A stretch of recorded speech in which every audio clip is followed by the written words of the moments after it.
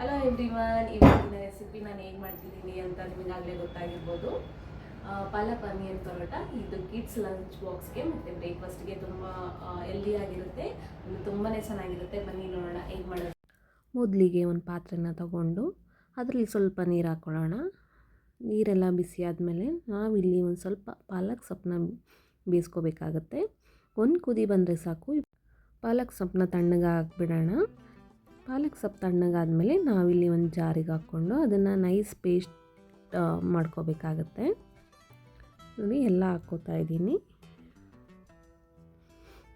Nice paste ಆಗಿದೆ.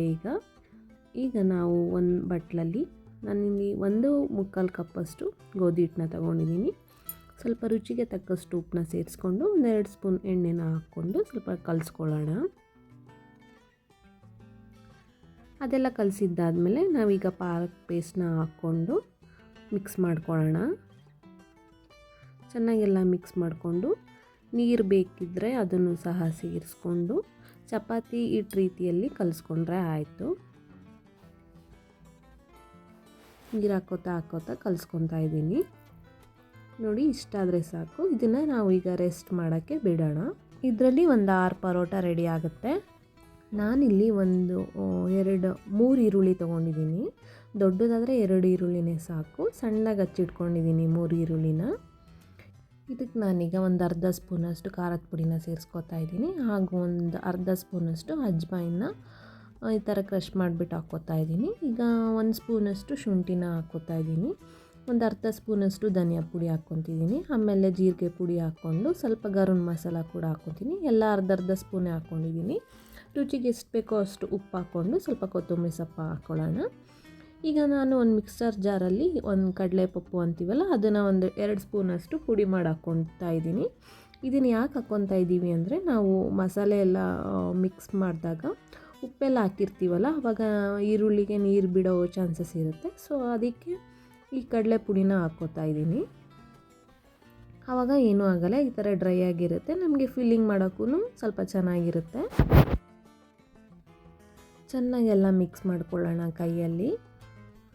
ನೋಡಿ, mix ಮಾಡ್ಕೊಂಡು ಈ ರೀತಿಯಾಗಿ ಆಗಿದೆ. ಒಂದು ಅರ್ಧ ಸ್ಪೂನಷ್ಟು ಆಮ್ಚೂರ್ ಪೌಡರನ್ನು ಹಾಕ್ಕೊತಾ ಇದ್ದೀನಿ. ಆವಾಗಲೇ ಹಾಕ್ಕೊಳೋದು ಮರ್ತುಬಿಟ್ಟಿದ್ದೆ. ಚಾಟ್ ಮಸಾಲ ಬೇಕಾದರೂ ಹಾಕ್ಕೋಬೋದು. ನೋಡಿ, ಈಗ ಈರುಳ್ಳಿ ಫಿಲ್ಲಿಂಗ್ ರೆಡಿ ಇದೆ. ಈಗ ಚಪಾತಿ ಹೇಗೆ ಮಾಡೋದು ಅಂತಂದರೆ, ನಾವು ಮಾಮೂಲಿ ಚಪಾತಿ ಮಾಡ್ತೀವಲ್ಲ ಅಷ್ಟು ಉಂಡೆನ ತೊಗೊಂಡ್ರೆ ಆಯಿತು. ಇದನ್ನು ಸ್ವಲ್ಪ ಹಿಟ್ಟು ಹಾಕ್ಕೊಂಡು ಉಜ್ಜಬೇಕಾಗತ್ತೆ. ಸ್ವಲ್ಪ ಉಜ್ಕೊಂಡು ನಾನು ತೋರಿಸ್ತಾ ಇದ್ದೀನಲ್ಲ ಅದೇ ಥರ ಉಜ್ಕೋಬೇಕಾಗತ್ತೆ. ಇಷ್ಟು ಉಜ್ಕೊಂಡು ನಾವು ಫಿಲ್ಲಿಂಗ್ ಇರುತ್ತಲ್ಲ, ಈರುಳ್ಳಿ ಫಿಲ್ಲಿಂಗು, ಅದನ್ನು ಒಂದು 2-3 ಸ್ಪೂನ್ಸಷ್ಟು ಹಾಕ್ಕೊಳ್ಳೋಣ. ನೀವು ಸಣ್ಣದು ಮಾಡ್ಕೋಬೇಕು ಅಂದರೆ ಒಂದು 2 ಸ್ಪೂನ್ಸ್ ಹಾಕ್ಕೊಳ್ಳಿ. ದೊಡ್ಡದು ಬೇಕು ಅಂತಂದರೆ ಒಂದು 3 ಸ್ಪೂನ್ಸ್ ಹಾಕ್ಕೊತಾ ಇದ್ದೀನಿ. ಈಗ ಇದನ್ನು ನೀಟಾಗಿ ಕವರ್ ಮಾಡ್ಕೊಳ್ಳೋಣ. ನಾನು ತೋರಿಸ್ತಾ ಇದ್ದೀನಲ್ಲ ಅದೇ ರೀತಿಯಲ್ಲಿ ಕವರ್ ಮಾಡ್ಕೊಳ್ಳಿ. ಅದೆಲ್ಲೂ ಹೊರ್ಗಡೆ ಬರಬಾರ್ದು. ಆ ರೀತಿಯಲ್ಲಿ ನೀಟಾಗಿ ಕವರ್ ಮಾಡ್ಕೊಳ್ಳೋಣ. ಎಕ್ಸ್ಟ್ರಾ ಏನಾದರೂ ಇದ್ದರೆ ಅದನ್ನು ತೆಗೆದುಬಿಡಿ. ನೋಡಿ, ನಾನು ತೋರಿಸ್ತಾ ಇದ್ದೀನಲ್ಲ ಅದೇ ರೀತಿ ನೀಟಾಗಿ ಕವರ್ ಮಾಡ್ಕೊಳ್ಳೋಣ. ಮಾಡಿಕೊಂಡು ಈಗ ಪ್ರೆಸ್ ಮಾಡ್ದಲೇ ನಾವು ಇದನ್ನು ಉಜ್ಜಬೇಕಾಗತ್ತೆ. ಸ್ವಲ್ಪ ಹಿಟ್ಟನ್ನ ಸಹ ಹಾಕ್ಕೊಂಡು ಲಟ್ಟಿಸ್ಕೊಳ್ಳೋಣ. ನೋಡಿ, ನಿಧಾನಕ್ಕೆ, ತುಂಬ ಪ್ರೆಸ್ ಮಾಡಬಾರ್ದು. ತುಂಬ ಪ್ರೆಸ್ ಮಾಡಿದರೆ ನಾವು ಫಿಲ್ಲಿಂಗ್ ಮಾಡಿರ್ತೀವಲ್ಲ ಅದೆಲ್ಲ ಹೊರಗೆ ಬರೋ ಚಾನ್ಸಸ್ ಇರುತ್ತೆ. ನಿಧಾನಕ್ಕೆ ಈ ಥರ ರೌಂಡ್ ಶೇಪಲ್ಲಿ ಮುಚ್ಕೊಳ್ತಾ ಹೋಗೋಣ. ನೋಡಿ, ಈ ರೀತಿಯಾಗಿ ಮಾಡಿಕೊಂಡು ಈಗ ಹಂಚನ್ನ ಇಟ್ಕೊಂಡಿದ್ದೀನಿ. ಇದಕ್ಕೆ ಸ್ವಲ್ಪ ಎಣ್ಣೆ ಇಲ್ಲ ಬೆಣ್ಣೆ ಹಾಕ್ಕೊಳ್ಬೋದು, ಇಲ್ಲ ತುಪ್ಪನಾದರೂ ಹಾಕ್ಕೋಬೋದು. ಇದನ್ನು ಹಾಕ್ಕೊಂಡು ಪರೋಟ ಹಾಕಿದ್ದೀನಿ. ನಾನಿಲ್ಲಿ 1-2 ಸ್ಪೂನಷ್ಟು ಎಣ್ಣೆನ ಹಾಕ್ಕೊಂಡಿದ್ದೀನಿ. 1 ನಿಮಿಷ ಆದಮೇಲೆ ತಿರು ಹಾಕ್ಕೊಳ್ಳಿ. 2 ಸೈಡು ನಾವು ಚೆನ್ನಾಗಿ ಬೇಯಿಸ್ಕೋಬೇಕಾಗತ್ತೆ. ಮತ್ತು 1 ಸ್ಪೂನು ಎಣ್ಣೆ ಹಾಕ್ಕೊತಾ ಇದ್ದೀನಿ. ನೋಡಿ, ಚೆನ್ನಾಗಿ ಬೇಯಿಸ್ಕೊಳ್ಳಿ 2 ಕಡೆನೂ.